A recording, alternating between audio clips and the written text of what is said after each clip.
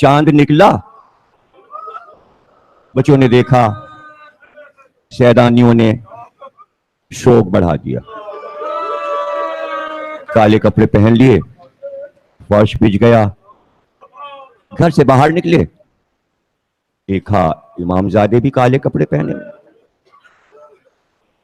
پھر شہزادوں نے، چھوٹے چھوٹے بچوں نے یہ بھی دیکھا، اب کسی کے چہرے پہ ہنسی نہیں، اب کوئی مسکرا نہیں رہا، چہروں پہ اداسی ہے۔ بڑے ہوئے، جوان ہوئے، بچے ہوئے، بچوں کو بٹھایا، پتا ہے تمہیں محرم کا چاند ہو گیا۔ ہم نے دیکھا ہے اپنے بزرگوں کو، جب ہم بچے تھے، بچے کھیلتے نہیں تھے، بچوں کا کام ہے کھیلنا، وہ کھیل چھوڑ دیتے تھے۔ ہم نے منظر دیکھا، بچوں کو بتا رہے ہیں کہ چھوٹے چھوٹے بچے جہاں کھیلا کرتے تھے، دوڑتے ہوئے صبح کو وہیں آئے کہ سارے بچے جمع ہو کے کھیلیں گے، ادھر سے بچے آئے، ادھر سے بچے آئے، جیسے ہی سب جمع ہوئے، سب نے ایک دوسرے کا چہرہ دیکھا اور ایک دوسرے سے کہنے لگے، تمہیں پتا ہے، تمہیں پتا ہے اون محمد کی سواری آئی ہے، اب نہیں کھیلنا۔ 10 برس کے بچے کربلا میں تلواروں سے کھیل رہے تھے، نیزے سے کھیل رہے تھے، ہم تو نہ تلواروں سے کھیل سکتے ہیں نہ نیزوں سے کھیل سکتے ہیں، وہ موت سے کھیل گئے۔ کیا عقیل کے پوتے چھوٹے چھوٹے بچے یاد نہیں؟ اب ہم کھیلیں گے نہیں، اب ہم ان دنوں میں کھیلیں گے نہیں، بچے بکھر گئے، گھر چلے گئے۔ اب یہ بزرگ اپنے بچوں کو بتا رہے، ہم نے دیکھا جوان ایک جگہ جمع ہوئے، ایک دوسرے کو دیکھا کمر میں تلوار لگائے ہوئے، کیا آج ہم لوگ تیغ زنی نہیں سیکھیں گے؟ نہیں، محرم کا چاند ہو گیا، اب ہمیں مجلسوں میں جانا ہے، اب ہم فرش ازا پہ بیٹھیں گے، گھر کا یہ منظر، باہر کا یہ منظر، ان کی نسلوں نے ان کو سنایا، ان کی نسلوں نے ان کو سنایا، ان کی نسلوں نے ان کو سنایا، لو بھائی 1300-1400 برس گزر گئے، سادات ہندوستان آ گئے، ہر سید نے اپنے اپنے خاندان کے ساتھ کچھ گاؤں بسا لیے، کہیں زیدی سادات نے 12 گاؤں بنا لیے، کہیں نقبی سادات، کہیں باقری سادات، کہیں آبدی سادات، کہیں تقوی سادات، کراری میں رضوی سادات، ہندوستان کے قریوں قریوں میں، پنجاب اور سندھ میں سادات آئے اور انہوں نے اپنی بستیاں بنا دی، اپنے گاؤں سے نکلتے پورے سال روزی کمانے شہر چلے جاتے، بس گنا کرتے تھے اب محرم کے چاند میں کتنے دن رہ گئے، اب ہم اپنے گاؤں کتنے دن میں پہنچیں گے؟ 3 دن لگیں گے، بس پھر واپس ہوئے، چاند گاؤں میں دیکھنا ہے، کیوں بھائی شہر میں رک جاؤ؟ نہیں نہیں نہیں، آپ کو نہیں پتا وہاں کیا مناظر ہوتے ہیں، ہمیں بھی بتا دیں کیا مناظر، تو ہم بھی اپنے گاؤں جاتے تھے تو مناظر تو دیکھتے تھے نا، وہی مناظر دیکھنے تو جاتے تھے، چھوٹے سے تھے تو ہم بھی محرم میں چلے جاتے تھے اپنے وطن دادا کے یہاں، تو منظر کیا ہوتا تھا؟ بس یہ دیکھا گھر میں کہ شام سے کالے رنگ کے دوپٹے رنگ کر پھیلائے گئے ہیں، باریک باریک، اور وہ سوکھ رہے، سارے گھر میں سیاہ پردے لگ گئے، لال پردے اتر گئے، ادھر فرش بچھ گیا ہے، یہاں علم سج گئے، تعزیہ لا کے رکھ دیا گیا ہے، ساری گھر کی بیویاں گھر کے چبوترے پہ کھڑے ہوئے آسمان کو دیکھ رہی ہیں، ہم بھی کھڑے ہو گئے، کیا دیکھ رہی ہیں عورتیں؟ اچھا، چاند کی طرف اشارہ کیا، وہ چاند ہو گیا، بیچ میں میری دادی ہیں، پھوپھیاں ہیں، والدہ ہیں، دادی تو وہیں بیٹھ گئیں، انہوں نے اپنے دوپٹے کا پلو لیا اور چیخیں مار مار کے رونا شروع کیا۔ ہم نے دیکھا اب یہ پھوپھیاں، اب 4 برس کے ہم ہیں، ہم تو 4 برس کا قصہ سنا رہے ہیں، پھوپھیوں کو دیکھا جہاں سل اور بٹا رکھا تھا، جہاں مسالہ پیسا جاتا تھا، سل پر، پہلے گرینڈر نہیں ہوتے، सिल पर, पत्थर की सिल पे बट्टे से मसाला पीसती थी औरतें। हमने देखा फूफियां गईं, उनके हाथों में यहाँ से यहाँ तक चूड़ियां थी, लाल चूड़ियां, हरी चूड़ियां। उन्होंने सिल पे हाथ रखा और बट्टा लिया, चूड़ियों के टूटने की आवाज कान में आ रही है मेरे। सबकी चूड़ियां टूट गईं। सबके शौहर हैं, ये तो सुहागने। फिर हमने अपनी मां को देखा, उन्होंने भी अपनी चूड़ियां तोड़ी और वो सारी चूड़ियां फेंकी नहीं गईं। चूड़ियों का एक एक टुकड़ा चुना गया और चुनकर इमामबाड़े में लाके ताजिए के सामने रख दिया गया, नजर चढ़ा दिया। अब किससे पूछें ये क्या है? कभी हिम्मत ही नहीं हुई कि पूछें। जब बड़े हुए, मजलिसें पढ़ना शुरू की 11 साल की उम्र में, तो खुद ही समझ में आ गया ये सब क्या था। अब समझ में आया ये हमारी फूफियां, खालाएं, हमारी अम्मा, दादी ये सब चूड़ियां चांद देख के क्यों तोड़ती थी, काले कपड़े क्यों पहनती थी। अच्छा, उम्मे रबाब का सुहाग लुटा। जल्दी समझ लिया। अच्छा अच्छा, उम्मे लैला का सुहाग लुट गया। अरे सुहाग लुटा, सुहाग लुटना किसे कहते हैं? अगर कोई खुदा न करे औरत बेवा हो जाए तो शौहर की मैयत पर खुद ही जेवर उठा के चढ़ाती है, बेवगी के आसार चूड़ियां तोड़ती है। अरे यहां तो अस्फिया है, किसी ने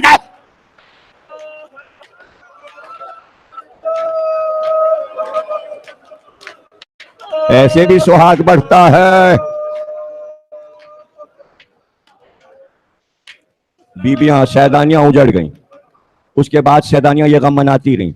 याद रखना, ये हमारे घर का गम है। हमसे ये न कहना कि गम में कमी कर दो या गम ना करो। ये हमें घर से मिला है, हमें हिस्ट्री से नहीं मिला, हमें तारीख से नहीं मिला। हम नहीं जानते हिस्ट्री कुछ और लिखे, तारीख कुछ और लिखे, जो चाहे लिखे, जंग हुई, ये हुआ, वो सब हम पढ़ते हैं, लेकिन ये गम हमारे घर का है। ये जितने बैठे हैं, इन्हें अपने माँ से, अपने बाप से, अपनी दादा और दादी से आपको विरासत में ये गम मिला है। खुदा की कसम, अगर विरासत में ना होता तो इस तरह आप चांद देखकर यहां बैठ जाते। ये खून है आपका, ये पुकार रहा है आपको, चलो चलो चलो, जो तुम्हारे बुजुर्ग करते थे वही करो। हाँ, इसमें भी पैगाम है, इसमें भी पैगाम है, आंसुओं में भी पैगाम है। और फिर चांद रात का नोहा पढ़ा जाता कि चांद फलक पे नमूदार हो गया है, मुहर्रम का गम की खबर। फिर मैं और बड़ा हुआ, मैं बड़ी बड़ी किताबें पढ़ने लगा। मैं समझता था ये गांव देहात, सैयदों, शहरों में, खानदानों में इमामबाड़े सजते हैं। फिर हमने ये भी देखा, सबसे आखिर में ताजिया और ताबूत सजाकर, रेहल रख कर, जुस्तान से कुरान निकाल कर कुरान खोल के रख दिया जाता। देखते रहे, बड़े हुए। सिफ्ते हसन साहब अल्लाहु मकामहू की किताब पढ़ी तो पता चल गया कि ये कुरान हमारे घर की ख्वातीन इमामबाड़े में क्यों रख देती थीं। उन्होंने लिखा कि जब मेरी माँ इमामबाड़ा सजाती थी, खतीब आजम कह रहे हैं, तो मैं देखता था कि वो कुरान सबसे आखिर में रेहल खोल के और सामने ताजिए के रख देती थी। एक दिन मैंने पूछा कि आप ये कुरान कहीं से भी खोल के रख देती हैं या कोई खास सूरा है? तो मेरी माँ ने कहा, देख लो बेटा, देखो कुरान देखो। मैंने झुक के देखा तो 18वां सूरा, सूरह कहफ खुला हुआ था। मैंने पूछा, मादर गिरामी, ये सूरा खोल के क्यों रख दिया? तब बेटा, नेज़े पर हुसैन, ये सूरा तो। अच्छा मादर गिरामी, तो कुरान अज़ाखाने में रखने का मतलब? अब बेटा, रसूल की हदीस है, कुरान और अहले बैत जुदा नहीं है, ये अहले बैत की यादगार है आलम। ये कुरान है, नबी ने 2 चीजें छोड़ी हैं, इसलिए ना हम कुरान छोड़ सकते हैं ना हम अज़ादारी छोड़ सकते हैं। अब समझे पैगाम क्या है? गिरिया में पैगाम है, इमामबाड़े में पैगाम है, अलम में पैगाम है, अलग से कोई पैगाम नहीं। इसलिए आप कभी इसको जुदा ना समझें, अज़ा को मैसेज और पैगाम से जुदा ना समझें। देखिए, लोग समझ रहे हैं, ابھی بول ٹی وی والے میرے پاس آئے ہیں کہ 1 گھنٹے کا پروگرام کر دیجئے, بیٹھ کر سب سمجھا دیجئے کہ عزاداری کیا ہے, دلجنا کیا ہے, تابوت کیا ہے. آ گئے نا قریب؟ یار بات کیوں نہیں سمجھ رہے آپ؟ اس میں جلنے ولنے کی بات نہیں ہے کسی کے, یعنی پیغام کا اثر ہو رہا ہے. چاند رات کی مجلس کبھی ٹیلی ویژن پہ آئی؟ اب آ رہی ہے. 12-15 برس سے میٹرو ٹی وی دے رہا ہے. آ چکی ہے اس پر چاند کی مجلس. جیسے ہی چاند ہوا میٹرو نے مجلس لگا دی, ہو گئی نا مجلس. پیغام کا اثر ہوا. سوشل میڈیا پہ عزاداروں کی ڈیپیاں سیاہ ہو گئیں, لالی ہٹ گئی, تو کتنا میسج چاہیے سب کو, کتنا پیغام چاہیے؟ یہ پیغام سارا امام باڑے سے جا رہا ہے نا, ممبر سے جا رہا ہے نا. اس پہ خوش ہونا چاہیے, اور خوشی ہے کہ تمام ذاکر اب یہ انداز اپنانے پر مجبور ہو گئے. یہ ہماری کامیابی, ہم یہی چاہتے تھے, ہم یہی چاہتے تھے. اس لیے چاہتے تھے کہ ہم اور بڑے ہوئے. اب ہم جوانی کی طرف آئے, 19 سال کے ہو گئے. اب ہم وہ کتابیں پڑھنے لگے جو بڑے علماء پڑھتے تھے. بس یہی دیکھنا تھا کہ محرم کا چاند ہوتا ہے تو کیا ہوتا تھا. چلو ہر امام کا دور دیکھ لیں. امام نے چاند دیکھا تو کیا ہوا؟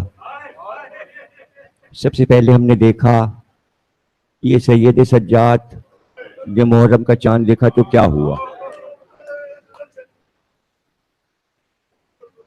تو ایک منظر سامنے آیا. مدینے والوں نے چاند دیکھا اور کالے کرتے پہن کے سید سجاد کی خدمت میں پہنچ گئے. دیکھا رو رہے ہیں, آنسو جاری. ایک راوی آگے پڑھا کہ صبر کیجئے کب تک روئیں گے. ہائے قیامت ہے جملہ. صبر کیجئے کب تک روئیں گے. کا انصاف نہیں کیا تو نے میرے گریا پہ انصاف نہیں کیا. اچھا یہ بتا یعقوب کے کتنے بیٹے تھے؟ اس نے کہا 12. اور کہا کھوئے کتنے تھے؟ کہا 1. کہا 1 پر اتنا روئے کہ اندھے ہو گئے. میرے 18 یوسف. میں نے سب کا گلا کٹا دیکھا. اور اگلے جملے سننا, 18 کا نام کیوں لیا؟ کب وہ 18 جو میرے خاندان کے, جن میں علی اور ابو طالب کا لہو تھا, وہ 18 ان کا جواب روئے زمین پر نہ حسن میں تھا, نہ علم میں تھا, نہ قد و قامت. اب کبھی قیامت تک ایسے 18 ایک جگہ جمع نہیں ہوں گے. مارے گئے. ہم نے ان کا لاشا دیکھا, ہم نے میدان جنگ میں ان کے لاشے کو بے گور و کفن دیکھا, ان کے سروں کو نیزے پہ چڑھے ہوئے دیکھا. ہم روئے نا. ارے تم ہمیں روتے دیکھ رہے ہو, کاش تم دیکھ سکتے جو کہ تم دیکھ نہیں سکتے, کہ اندر شیطانیاں کیسی تڑپ رہی ہیں, کیسے چیخ رہی ہے, کیسے ماتم ہو رہا ہے. ہم پڑھ چکے یہ چیپٹر. ہم نے کہا لاؤ وہ امام جو ولی عہد بنا, ایران تک گیا, دیکھیں وہ کیا کہتا ہے. بس تقریر کے آخری جملے, تقریر ختم ہوئی, دیکھا ہم نے وہ باپ. یہ ہمارا 8واں امام ہے, امام رضا علیہ السلام. لیجئے تقریر تمام ہوئی, آپ کے لیے دعا. ظاہر ہے کہ 10 دن دعا ہو جاتی ہے, شب عاشور تو نہیں ہو پاتی, وہ تو اجڑا ہوا دن ہوتا ہے, عاشور کو نہیں ہوتی. تو 9 دن تو ہمارے لیے دعا کے ہیں نا. چاند رات سے 8 تک عباس کے علم تک دعائیں آپ کے لیے. آپ کے سر پہ عباس کے علم کا سایہ رہے. تقریر کے آخری جملے, جیسے ہی چاند ہوتا محرم کا, امام رضا علیہ السلام اپنے ملازموں کو بلاتے اور کہتے باہر کا جو ہمارا حجرہ کمرہ ہے سارے دروازے کھول دو, جو مدینے کی طرف کھولے سب کے دروازے کھول دو, فرش بچھا دو. میں آ رہا ہوں, فرش بچھا دو. جلدی جلدی خادم فرش بچھاتے, دروازے کھول دیے جاتے. اب دروازے شارع پر ہیں اور کھل گئے, اور مدینہ. اور ایک بار عصمت سرا سے امام رضا برآمد ہوئے. بیٹھے نہیں بلکہ دروازے جو کھلے تھے مدینے کا رخ کیا, اور ایک بار رخ کر کے اپنے دونوں ہاتھ ایسے کر کے بلند کیے. اب کالے کپڑے پہنے, سر پہ امامہ نہیں ہے, سر پہ امامہ نہیں, برہنہ سر, ابا کالی قبا کالی, دونوں ہاتھ اٹھائے اور شہر کی طرف کیے اور کہا اہل مدینہ آؤ مجھے پرسا دو وہ چاند ہے جس میں ہمارا گھر لوٹ گیا. آؤ لوگ چلنا شروع کرتے امام کی آواز پہ مجمع لگ جاتا پورا گھر بھر جاتا اور ایسے میں امام کھڑے ہو جاتے اور کہتے تمہیں معلوم اس چاند میں کیا ہوا اس چاند میں کیا کیا ہوا جوانوں کی بچیوں کی انگلیوں سے سینے چھیدے گئے ہمارے گھر کے لاڈلوں کے لاشیں پہنائے ہوئے اب رو رہے امام تمہیں پتا ہے ہمارا امام حسین کا سر 70 ضربوں سے کاٹا گیا ارے پتا ہے ہماری جدہ زینب کی چادر کچھ پتا ہے ہماری جدہ سکینہ کے منہ پہ تماچ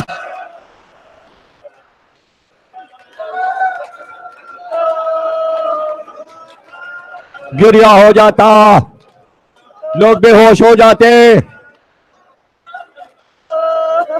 اور پھر امام ڈیبل کی طرف دیکھتے اور دیکھ کر کہتے آ گئے اپنے گاؤں سے آ گئے آقا آ گیا پیدل آ رہا ہوں مرثیہ کہہ کے لائے ہاں مولا جاؤ ممبر پہ بیٹھو آج سے مجلسیں شروع ہو گئی اب تمہیں روز پڑھنا ہے یہ سامعین روز آئیں گے میرے امام کی بنائی یہ محفل ہے کون اسے اجاڑ سکتا ہے یہ ہمارے امام کی بنائی محفلیں اور مجلسیں ہیں کون اس ممبر کی توہین کر سکتا ہے کون اس مجمع کی توہین کر سکتا ہے جاؤ ممبر پہ ڈیبل ممبر پہ چلے ممبر کے پہلو میں کھڑے ہو گئے امام نے کہا جاؤ کھڑے ہو کے پڑھو گے مولا آپ تو یہاں بیٹھ گئے میں بلندی پہ بیٹھوں میں کہہ رہا ہوں ہمیں پتا ہے ایک ذاکر حسین کو میری دادی کیا سمجھتی ہے ڈیبل تجھے نہیں پتا اس کے بعد کہا پردے کھینچو اور بیویوں سے کہو ہمارے حسین کا ذاکر آیا ہے آؤ بیویوں پردے کے ذاکر کا مرثیہ سن لو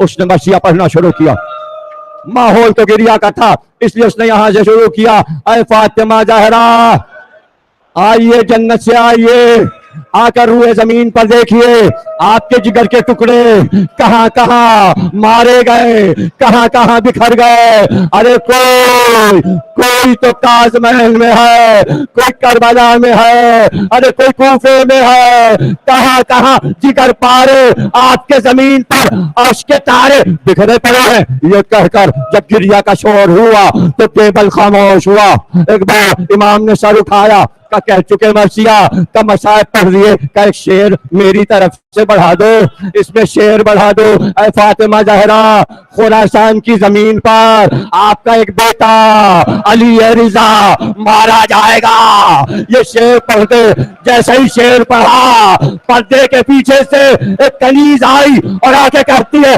مولا آپ کی بہن بے ہوش ہو گئی بہن کے مرنے کی خبر سن کر اور ایک بہن کربلا کی بہن زینب